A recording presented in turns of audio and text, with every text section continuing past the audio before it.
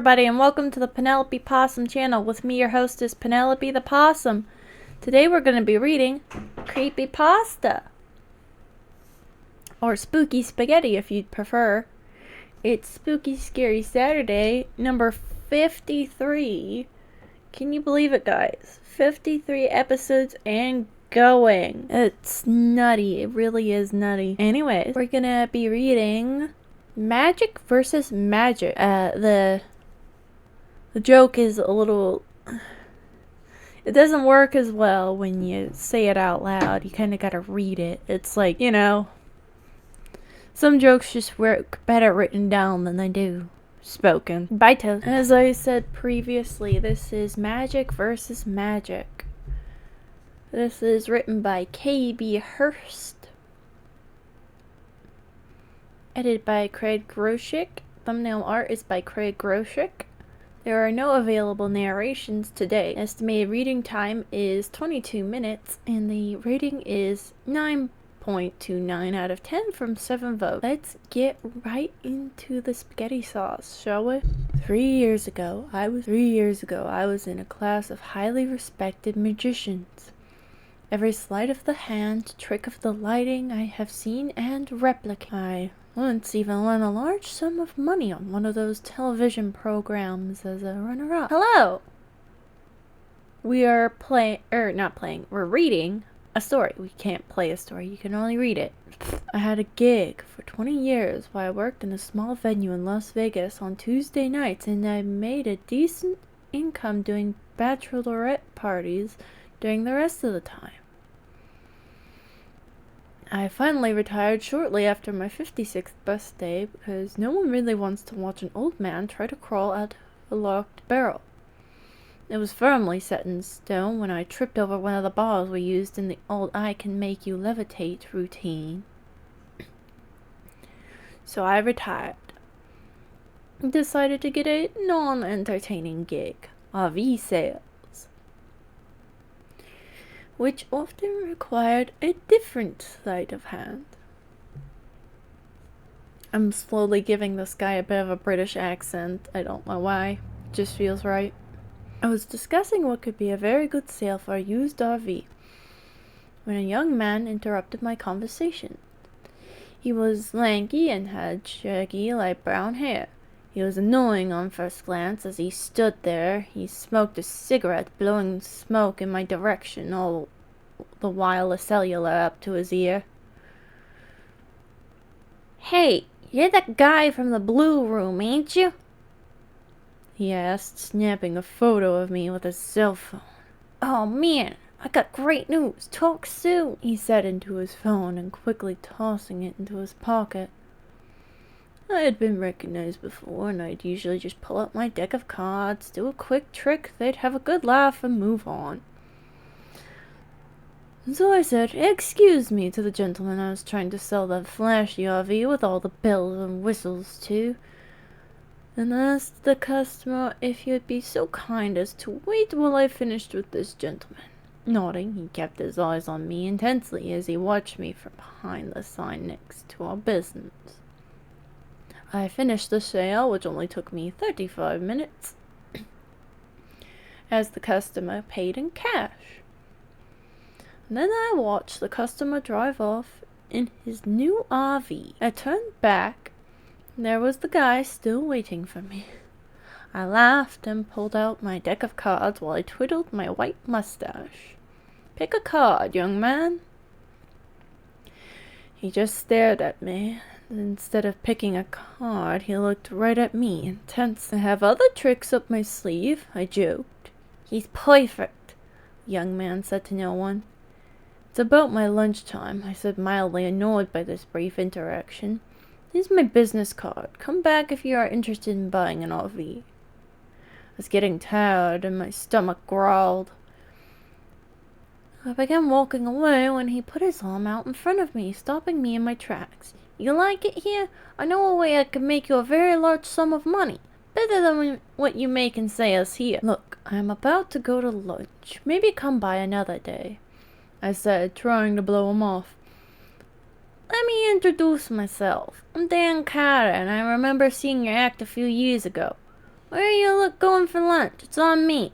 Just let me have 30 minutes of your time. The accent for Dan is a little all over the place, but we'll live. I was too hungry to care if this guy bought me lunch. If he wanted to spend money on a stranger, who was I to stop him? Luckily, the RV dealership was next to a 24-hour diner, and so we met there, taking a booth by the front of the crowded diner. The waitress came right over and took our orders, and then it was time to interact with this oddball. You're a magician by trade.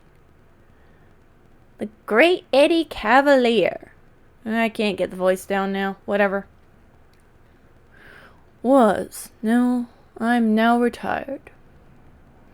That's fine. There we go. But my boss is always on the lookout for a new talent. We are in the business of some of the greatest showmen you will ever meet. I've already consulted my boss, and he likes your portfolio of work. He remembered seeing you at the Blue Door.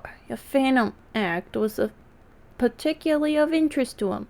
What luck finding you today? Look, I'm sure your boss is a great guy, and I'm sure he pays as good as the next venue, but I'm retired from the entertainment industry. Well, we aren't in the entertainment industry. We are actually paid paranormal investigators. The only difference is we create illusions for our customers to get out of certain types of contracts. I looked at this young man, squinting in confusion. I don't think I understand, Dan. Well, it's pretty simple. We have our clients that pay us for what we can do with ghosts. Landlords, mostly. I can tell you by the look on your face you're still confused. Let me start from the beginning. I listened to him as he explained to me how it worked. Here was the basic breakdown. And landlords couldn't get rid of squatters in buildings or non-paying tenants. They were called as a bit of a last resort. Most of their customers finding through word of mouth, even with the normal 30-day evictions, tenants lingered or would trash the homes and apartments as a form of retaliation. Scaring them into disappearing on their own was the best, or so Dan said. I tried to keep my face from showing how amused I was listening to this insane proposition. Living in Vegas taught me that nothing was too crazy. How do you do it? I mean, how is it the tenants don't know you're there? I sipped on my coffee, listening, and we get keys from the landlords and hide in areas of the homes, often setting our equipment up when they were at work. Sometimes we just hide in basements or attics. When 3 a.m. rolls around, the witching hour as they say, that's when our show begins. Once we laid in wait for hours until a husband and wife had fallen deep asleep with rats running across our feet while we were hidden in the attic of an old apartment building. I listened, and just as I was about to thank him for lunch, he paid, he said something strange. We make a lot of money. We charge by the job. Last one made us over $100,000 just for a small apartment building. The most recent job we have taken on is a rather large apartment building. Tenants need to be out so the property can be sold for a new hotel that was going to be its place. There's a few hangers-on that won't leave. Our last job, we scared them real good with our tricks. Chuckled and shoved a large bit of hash browns and gravy into his mouth. Isn't it dangerous? How so? I mean, you're pissing people off. What if you scare them so bad that they attacked you? What if they don't believe in ghosts?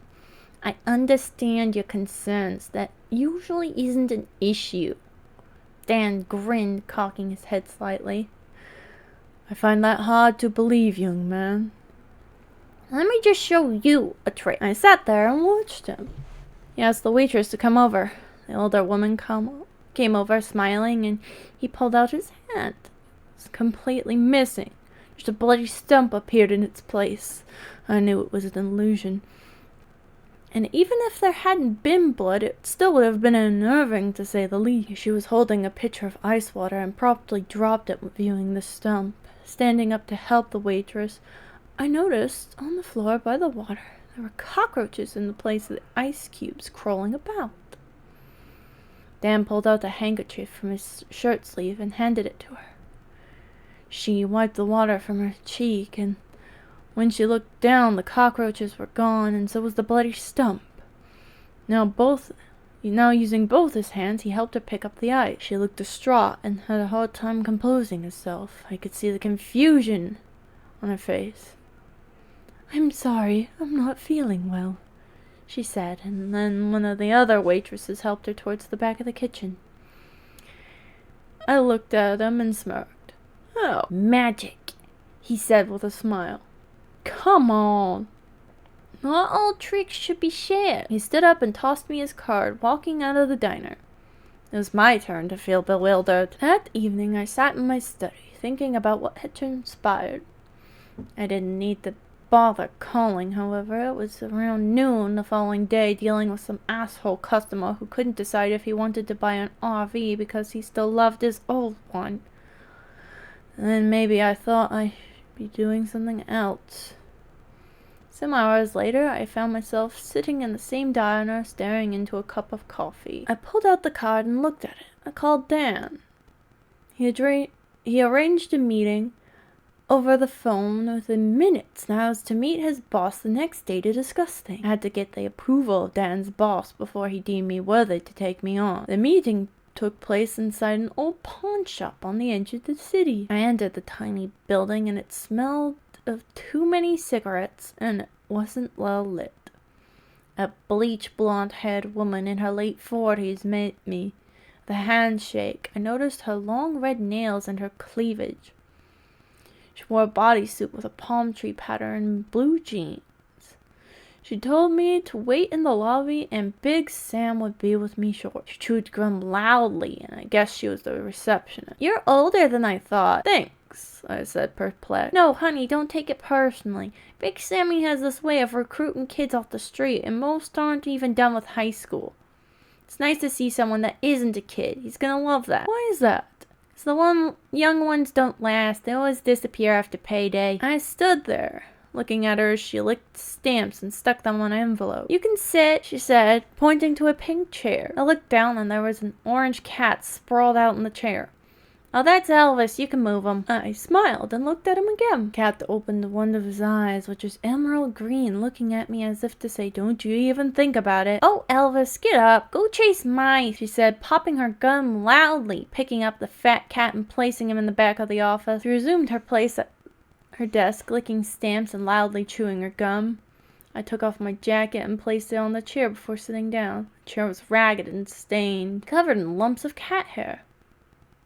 I took a deep breath and played on my phone while I waited. Must have been another 20 minutes when the man they referred to as Big Sam finally came out.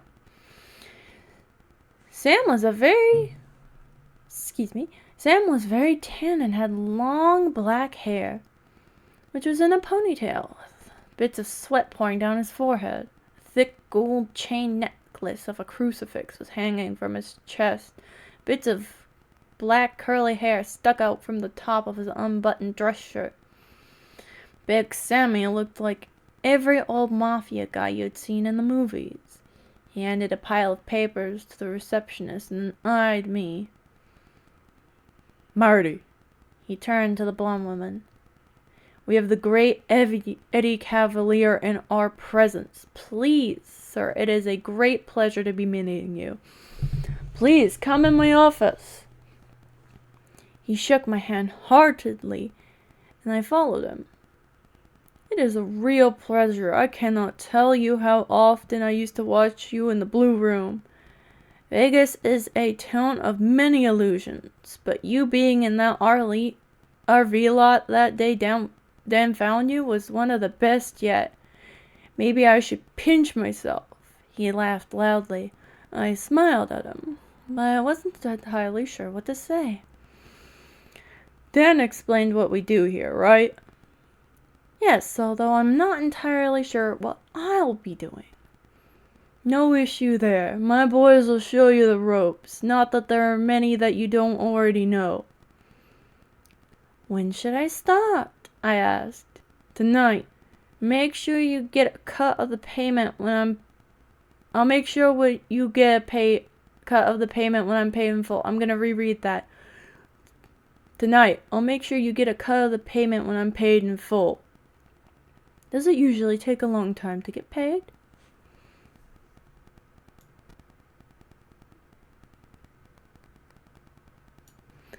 No, I can advance the payments if need be, but you have to stick it out no matter what. Big Sam doesn't like to get double-crossed. Big Sam spoke of himself in the third person as though he held himself in high esteem. So this was the racketeering operation they ran. I wasn't sure why they brought me here, except for the promise of a large paycheck. They sounded like they were supernatural loan sharks. I wasn't sure about all this, but I could tell by the look on Big Sam's face that he meant business. I wondered if that is where some of these teenagers had disappeared to. Did they leave, or did something else happen to them? I didn't want to think about it. This is the most interesting thing that had happened to me in a long while, and I missed performing. This crazy scheme was probably the closest I would ever get to getting paid to perform magic tricks. I thought about it, and then Big Sam, reaching into his drawer, pulled out a large wad of cash. He handed me a chunk of it. There's 5,000 here. Just need to keep quiet about this just in case you don't want to join our little troop. If you do, they meet at midnight at this address. He wrote down an address and then slid it across the table toward me. I smiled at Big Sam and he winked at me. So what's the deal? Yes, I exclaimed, none too happy to take the large sum of cash in front of me. We shook on it, and that was the initial meeting. I half expected someone to jump me upon leaving because of the cash, but I had managed to get to my car safely, $5,000 richer. I decided I'd be going to meet these illusionists before I was handed the address of the location. I felt I owed myself that much. Who knew, it could be fun, maybe.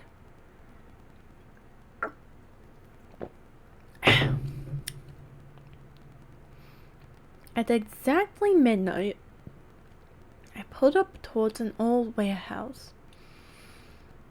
I expected there to be a small crowd of cars, but I didn't see anyone else. I turned on my brights to see if anyone else was around, and then I got a loud bang at my passenger side window that startled me. I looked over and I realized it was Dan. Turn off the lights!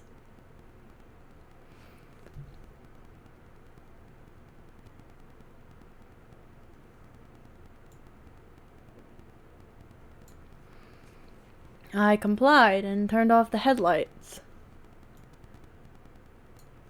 He juggled the handle to my passenger door, and I caught the key and unlocked it. I think that meant to say jiggled. He got in and sat down and didn't say anything for a moment. Looking around, that is when he told me to drive around the corner of the lot and park my vehicle. We sat there in silence for another few moments when he addressed me. Never park in front of the place in question. We never use headlights or make noise. We are basically scoping out the place for the night. We gotta get a feel for what the schedules are of the tenants so we can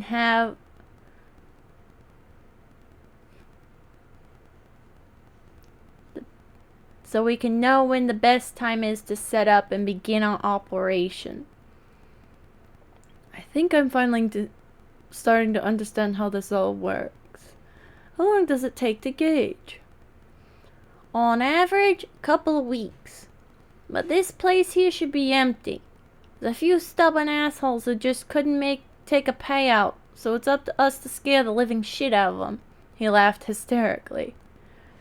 Where's everyone else? Big Sammy said I'd be meeting some other guys. You will. After we finish up our shifts. In a week, we compare notes. Our shift is midnight to 5. Then the next guy show up, and so on. When week is up, we meet with Big Sam and try to decide when to go in and set up. It was essentially a heist minus the theft. I sat there with Dan, watching the building until my eyes began to droop. He shook my arm and I looked down at his hand. Little pick-me-up? He held out a small bag of cocaine and I shook my head. What about my Adderall? I looked at him and I laughed, pulling up my coffee I had next to me. Strictly caffeine guy. At my age, I may die of a heart attack. Suit yourself. He popped 2 Adderalls and then sat back. He was focused on the old-looking building and I just tried to remain alert. But seemed like days instead of hours passed, and the sun began to come up. That is when 2 headlights met my vehicle head-on. Dan was watching the building with a dazedly expression upon his face. I think we've got company.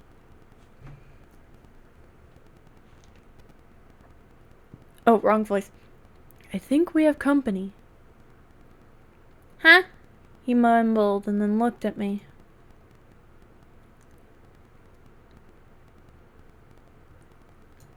Ahead. Oh yeah, that's Marcus and Jet. We can go. I'll see you tonight. Same time, same place. With that, he got out of my car and disappeared into the early dawn's light. I drove home in a daze, perplexed at what I had just done for the last 6 hours. I wasn't sure I hadn't completely lost my marbles. They all made it what we were doing seem natural. The following night was the same as the next. After a few weeks of stakeouts, watching a few of the tenants that were still living in the building, Dan declared that it was time to set a plan into action. Originally, I was told Big Sam would hold a meeting to decide when to go in the building and set up our equipment up. Originally, I was told Big Sam would hold a meeting to decide when to go in the building and set up our equipment. Dan seemed to have his own ideas. Dan called a meeting nearly a week and a half later and declared Big Sam gave his okay on our entering the building. I was a little uncomfortable going ahead since I hadn't seen Big Sam say it was okay myself, but Dan seemed to run things from the beginning. Dan was Big Sam's right-hand man in charge, and he had found me and set up my meeting with Sam. I decided not to question it. We met in an old storage unit not far from town, surrounded by desert. Inside were hundreds of props used in magic shows. I recognized them all.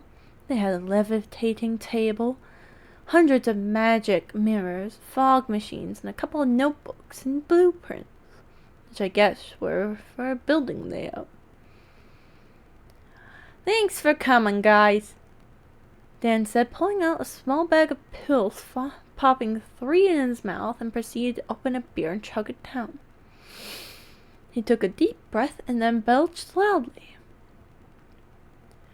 No one seemed to find this as obnoxious as I did. The other guys looked as shabby as Dan. Dan wore a black leather jacket and big black boots and goggles on his head. Jet was a tall, lanky guy with a black Snoop Dogg t-shirt and tight black jeans.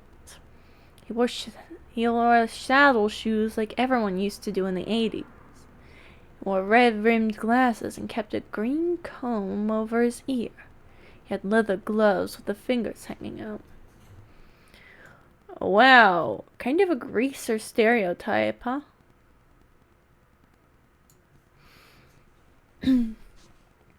Marcus stood tall and wide, long blonde hair shaved in a mohawk, wearing a long black raincoat and a white tank. He looked like a misfit of fashion, and all 3 combined looked like a really bad steampunk band. I sat in a short-sleeved dress shirt, polished brown dress shoes, and matching socks. I felt overdressed. "We haven't seen anyone here in 2 nights," began Marcus, "but the old bag lady's still there with a nephew. I think there are 2 others.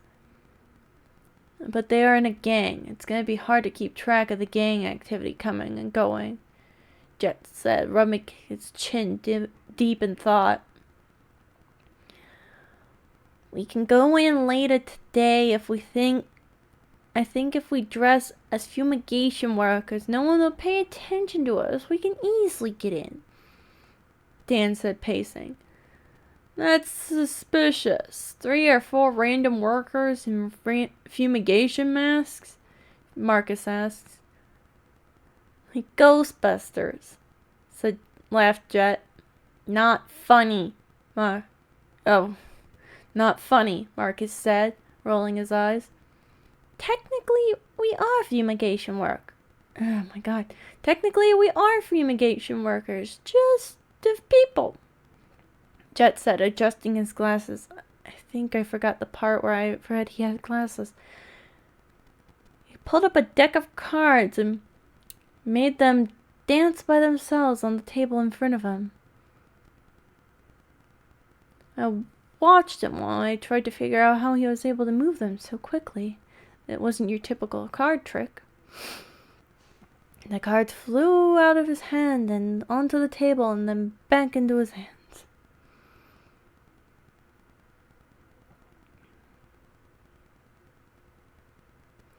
I shook my head, blinking, and then thought of it.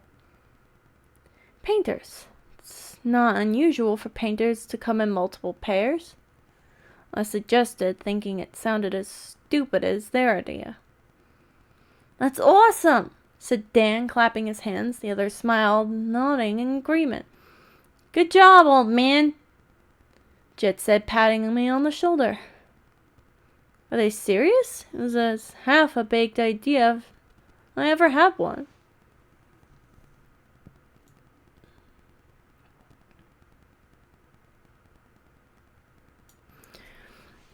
Dan grabbed a rolled-up blueprint off the floor and began mapping out where we were and how we would set up our magic tricks.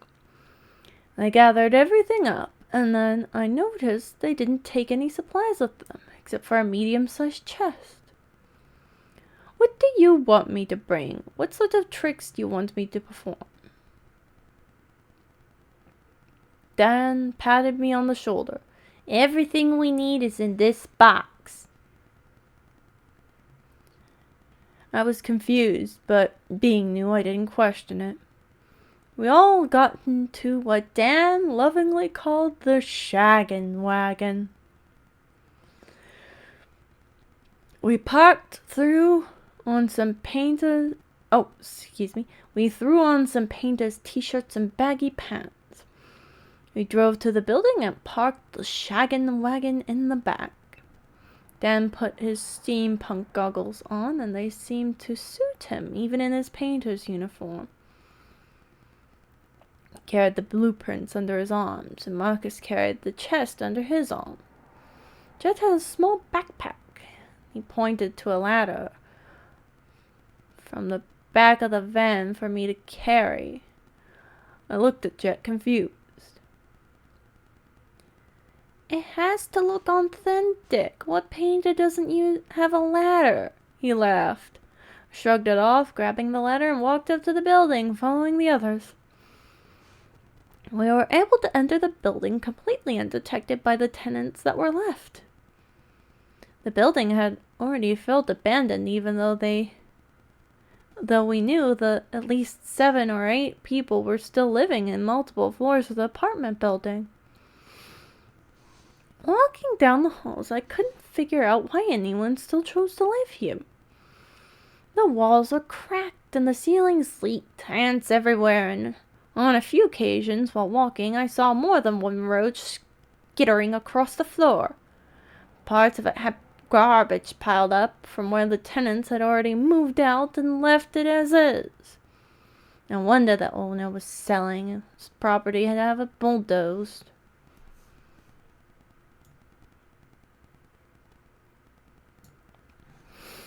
Dan found an entry to an attic area of the building that had a sign marked hazardous area. Dan parked the box on the floor and the others settled in around him as they made themselves at home. Dan lit a cigarette and the others sat around doing their own thing. I stood watching them, trying to figure out where I fit in. Dan finally looked up at me and smiled. "Eddie, we're gonna be here for a while. Why don't you show us one of those cool card tricks?" The others chuckled to themselves as they watched me. I nodded, smiling, ready to show them my card on fire trick. Dan picked the card, and after I shuffled it, I grabbed a lighter from Marcus, lighting the first card on fire. Knowing it wasn't Dan's card, burning it turned it into the card Dan had selected. I did the trick at lightning speed. It was a simple trick of bait and switch. I watched the others watching me. They laughed. I felt suddenly like an amateur. Marcus took out a coin and put it behind his ear. Looking over, Dan had pulled the same coin from his mouth. I chuckled as I had never seen the trick done so closely. We killed time, showing each other magic tricks back and forth. Then as we got tired, Dan took a look at his watch. It was nearing 3 a.m. and we could hear people yelling and laughing just below us in the hallway. Dan looked around the room and had an excited look upon his face, like one you'd see on the Joker. "Showtime, fellas." Marcus stood, almost jovial, taking off his painter uniform to reveal winged tattoos on his back that glowed in the dark. That's not normal. Tattoos don't usually glow in the dark, but there is glow-in-the-dark tattoo ink, I think, so let's see where this goes. He put on a black shirt with a strange symbol in white on the front of it. Dan did as usual, a line of coke and then a few pills to pump himself up. I had gotten used to Dan's usage of drugs during the last couple of weeks. I anxiously watched all of them changing clothes as though they knew they were going into battle. Dan handed me a dark blue sweatshirt and I put it on. I guess the theme was to wear all dark and blend in with the night.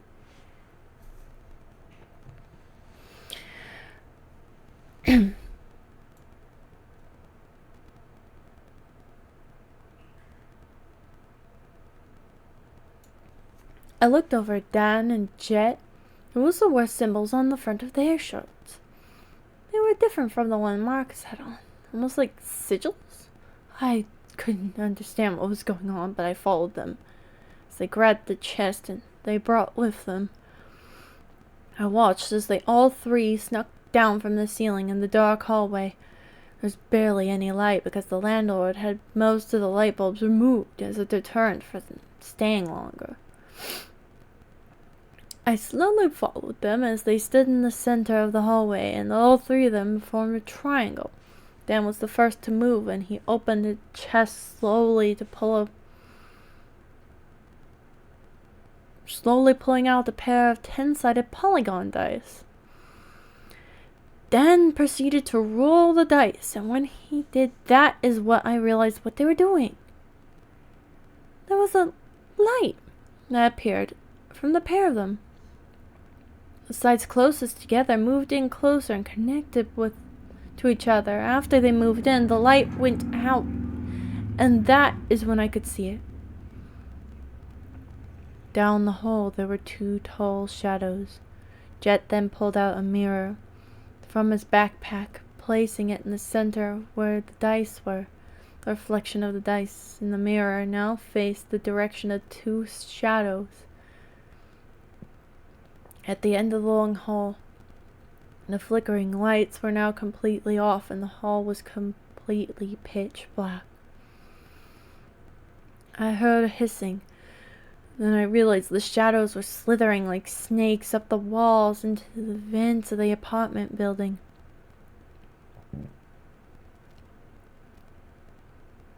Screams came from inside the walls around us.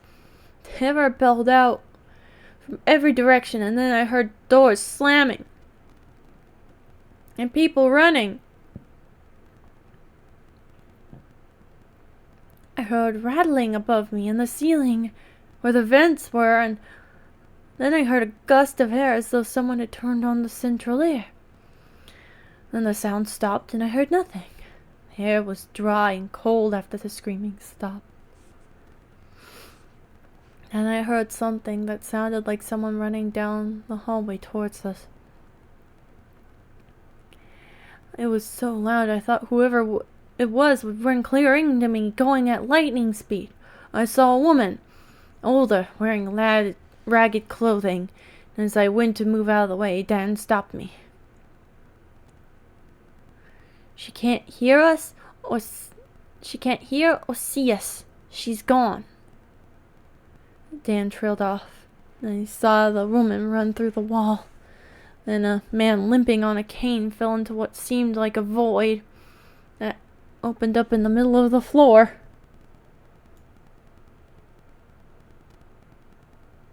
Others came, and they disappeared into the ceiling like phantoms.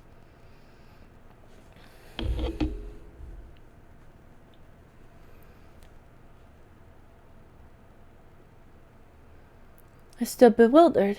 This presentation had to be the best illustration of magic I'd ever seen.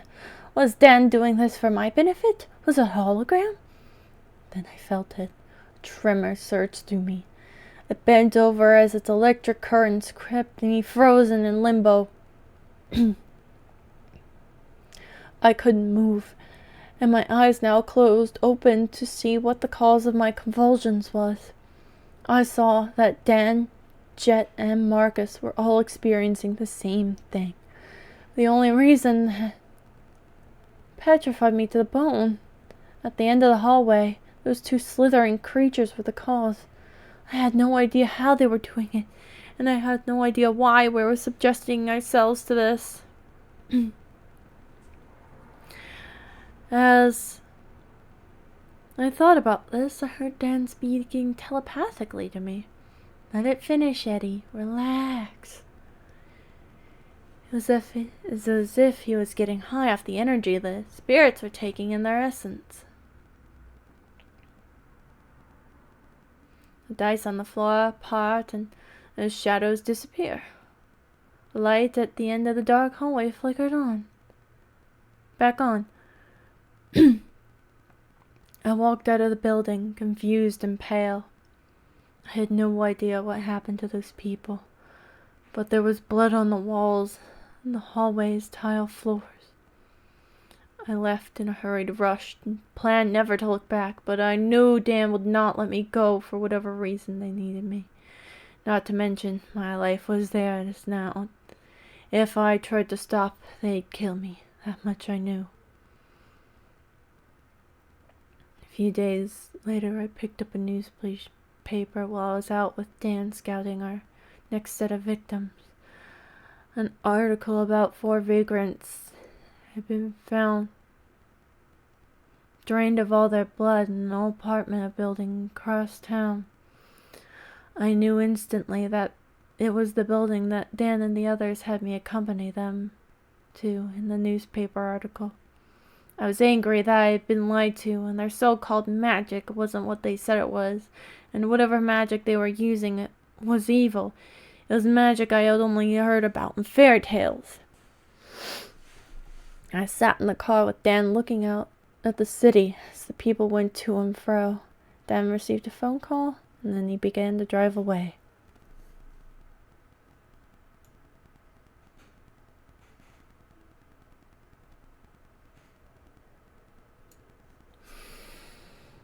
Change of plans, Eddie, he said, speeding out of our parking lot and driving towards the hills.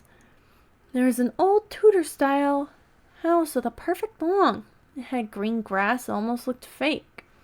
It was so pristine, there was something about the place that looked as though the only occupants were ghosts.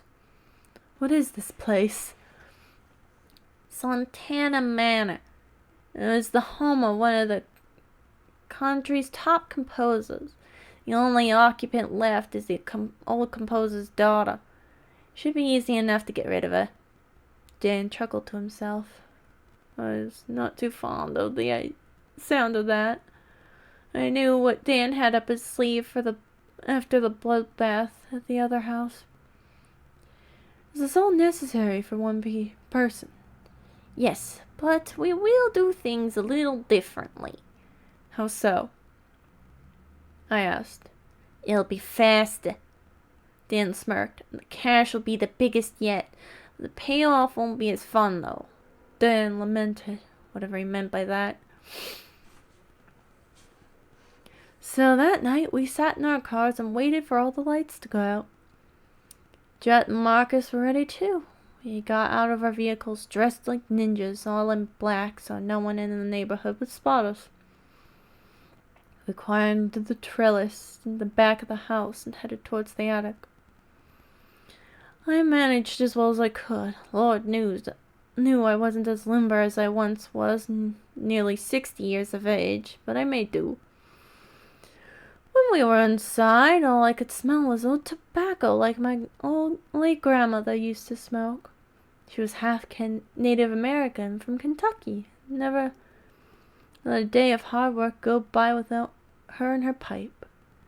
The other smell was much worse, like a funeral home. What is that smell? I asked.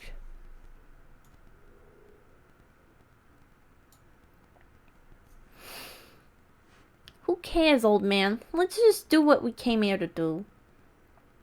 We did the usual setup.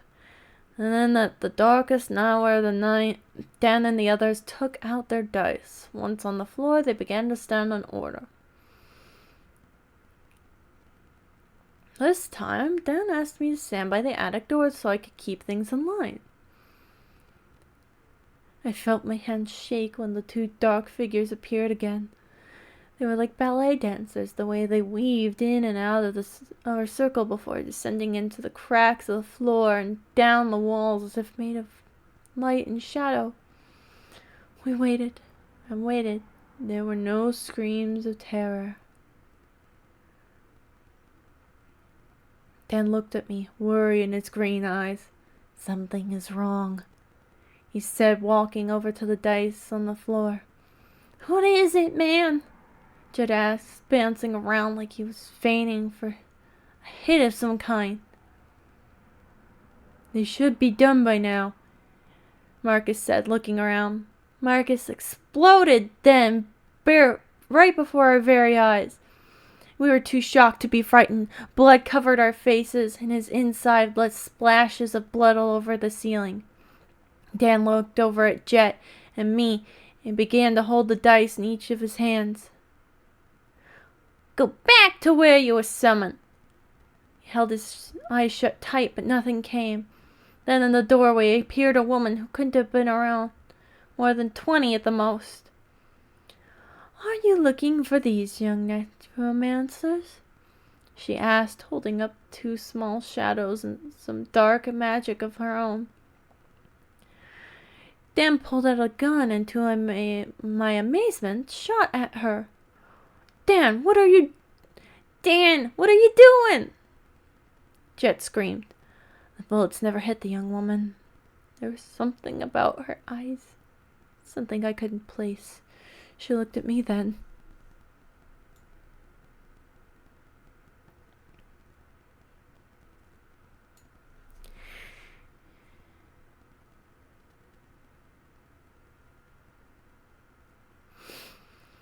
You aren't like them, but you must go and never come back. Eddie, no, don't go, man. Don't listen to her. She's just a stupid blind bitch. Look at her eyes. Dan was nervous, and I could see him shaking. The young woman had some sort of dark power, that was for sure. It was far darker than Dan and all the rest combined. I am giving you seconds, old man, said the girl. I did not stop to think. I went out the window to the attic the way I came. I looked back for only a second, to my horror, to see Dan and Jet's entrails being ripped from their bodies, blood spattering the walls and my cheek. As I went out the attic window, in the same manner I'd come, I went as fast as I could, not understanding fully what had happened, but having a fairly good guess. Some time passed, after which I returned to my sales job selling RVs in the desert. I put my one mishap in an otherwise untarnished life away, hoping against hope whatever I had participated in would be forgiven at the end of days.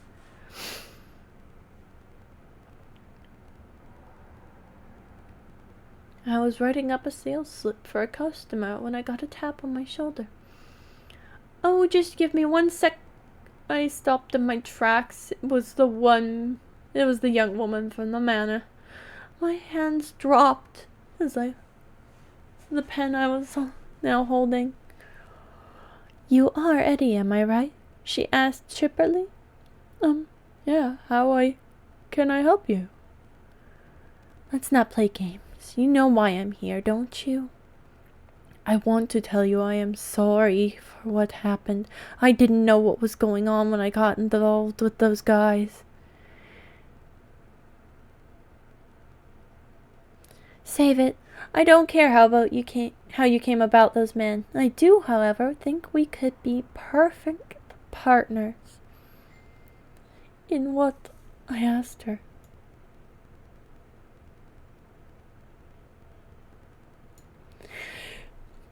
She pulled out a box and opened it. This time she had 5 dice inside of it. She looked at her peculiarly. I looked at her peculiarly at first, and then she spoke.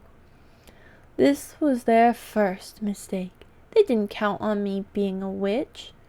I eat necromancers and spirits for breakfast. I hope you don't mind. I added your 3 friends to their little collection. Time for them to work for us. What do you say? I was stunned and also alarmed. I am out of the haunted house business, I said to her as sincere as I can be. I don't want you to make haunted houses, silly. I want you to help me collect the bad spirits from them. I want you to help me collect the bad spirits from them. They taste divine, and they give you a bit of buzz, too. I thought back to Dan and when he seemed to get a buzz off those people dying.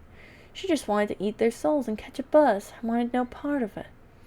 Come on, Eddie. I'll make it worth your while. I'm, good, young lady. This isn't my thing. I hope you understand. There are more bad souls that need to be eradicated.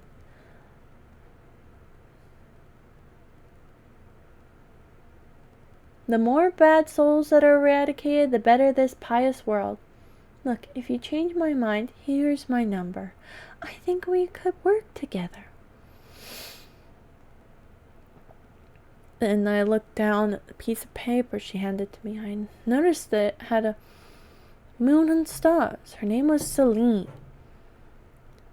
I chuckled to myself, because I was done with magic. Tossed the paper in the wastebasket, but when I looked up, she was gone entirely. There's no way she had gone from here so fast.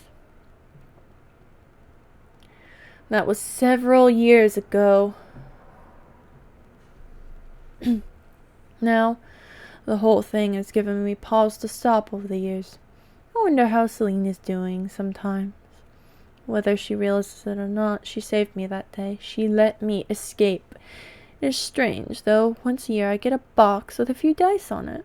Put them away on a shelf and don't take them out. I know it is Celine sending them to me, and I understand why. She is hoping I will change my mind and join her.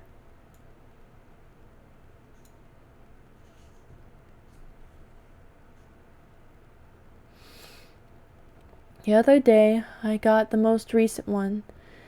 This time with a note. Eddie, one witch to another. Won't you reconsider? Do you think no one knew your secret? Everyone knew it. You think we don't know how you got so famous performing tricks no one can really do? See. I smiled at the letter. So what if it was true? So what if my magic was real? I'd never tell, because a true magician never reveals their secrets. Wow. Amazing. That was crazy good.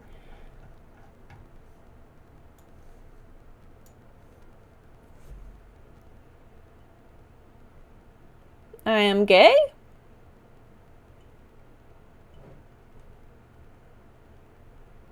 No, your mom. Your mom gay.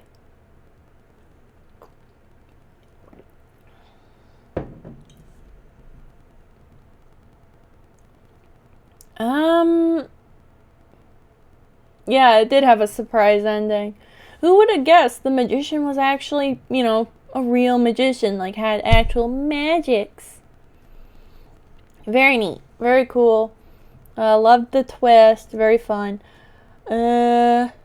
Let's do maybe one more random story. Nope. No.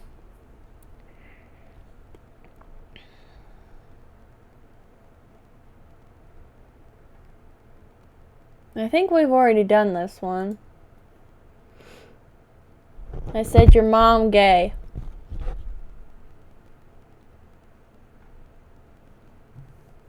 We're gonna go find something good on YouTube really quick. We've only got a couple minutes left, so we'll just find something that's a few minutes long and react to it. Got like 3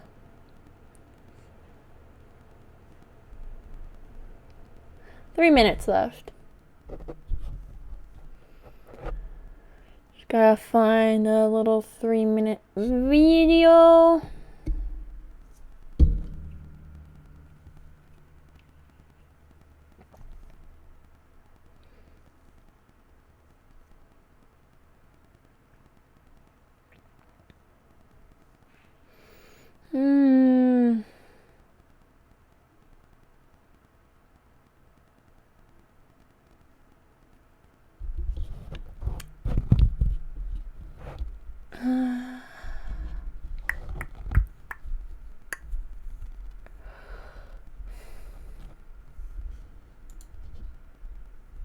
It's not nice to call other people gay either.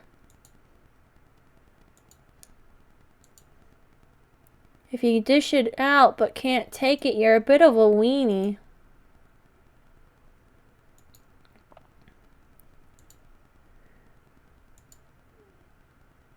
Dead puppet? Where'd you see that? I don't like that Lenny face very much.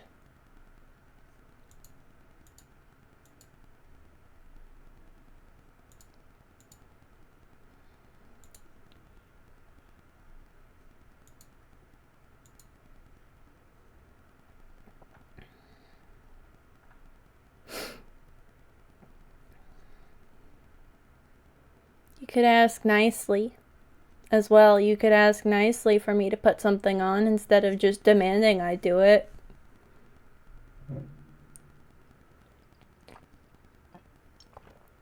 Settings?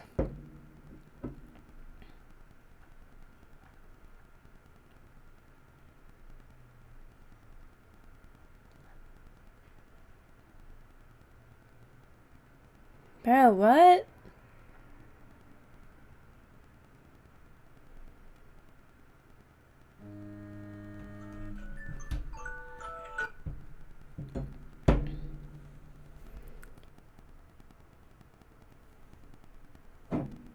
I don't know what you're talking about, dude. Genuinely.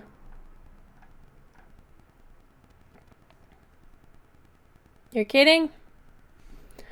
Okay, because you genuinely done did me a goof there. You done did me a very big confuse. How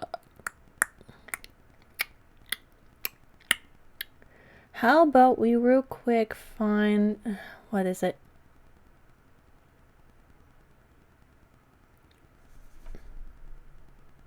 There being a schmuck? Probably. Blurg. I'm trying to find one specific guy. It doesn't help that my brain will not let me remember the name of this person. There. This one.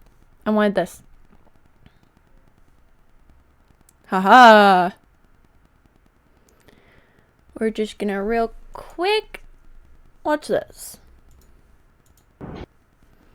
Once the fully edited version of this video comes out, I'll put the link for this video in the description. This is from David Romero. Name of the video is Dinosaur Ghosts. Please go subscribe to David Romero and watch Dinosaur Ghosts.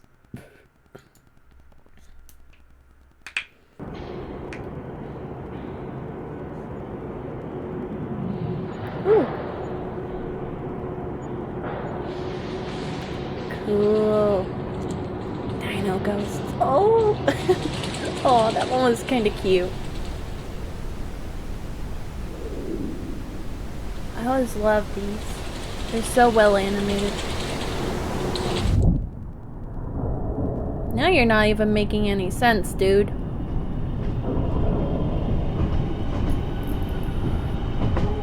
Oh, jeez. Skittery little fella, ain't he?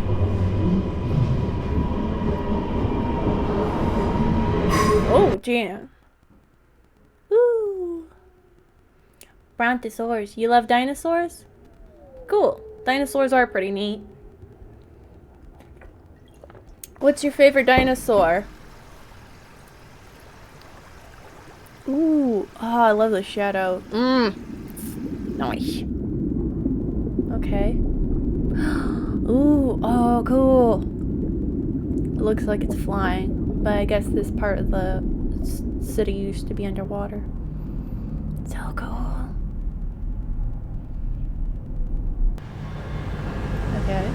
We're in a convenience store. Red? T-Rex? T-Rex. Okay. Oh, shoot! They killed somebody or something. Yikes. You meant to say T-Rex? Yeah, I figured that out. Ooh, this guy's staring at the camera.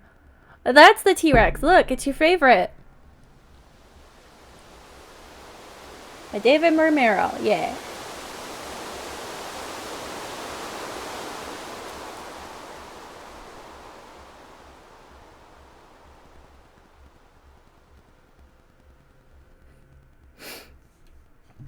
Alright, well, that will be it for the videos and the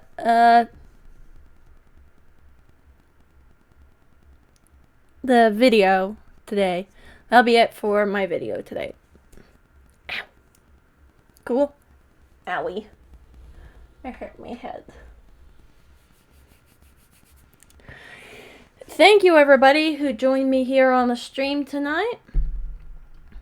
If you feel like it, you can wander down to the subscribe and like and all that other stuff that you're supposed to say as a YouTuber or whatever. I don't really care as long as I made you laugh. I'm just here to make the people laugh. Good night. Yes, thank you. And it was a great story. Thank you for joining. As always, my possum family, stay out of car engine compartments. Stay out of traffic.